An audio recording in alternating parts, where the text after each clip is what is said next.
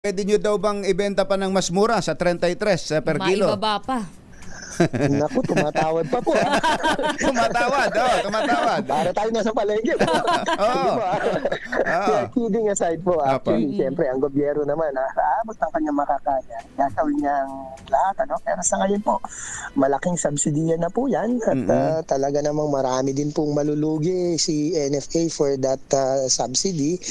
Titingnan na lang po natin sa mga hinaharap kung ano po ang estado ng ating finances at kung saan pa pwedeng isagad. Opo. Sir Larry, linawin lang po natin ulit, walang limit ang pagbili dito mula halimbawa ako ay bibili sa aming LGU, walang limit ang pagbili nito? Ganito, no? Yung paglilimit o pagsiset ng maximum na kilogram na pwede lang bilhin, actually po, nasa bandang LGU side na po yan. Pero kami kasi, sa totoo lang, tingnan po natin yung objective, no? Nung programa. Gusto natin as much as any as people as possible ng mga kababayan natin makabili. So sana po, kahit paano lagyan ng limit, no?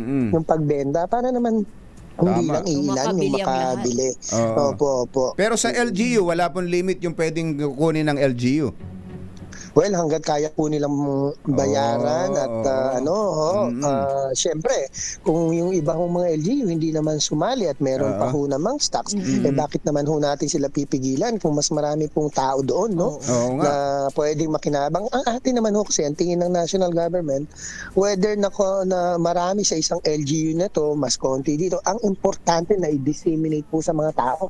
Hindi na pang-ayuda, na napabenta ng mas mura, nakinabang po ang sambayanan. Opo. Paano ho kung hindi maubos yung NFA rice? Ano ang gagawin nyo doon sa matitira, Administrator?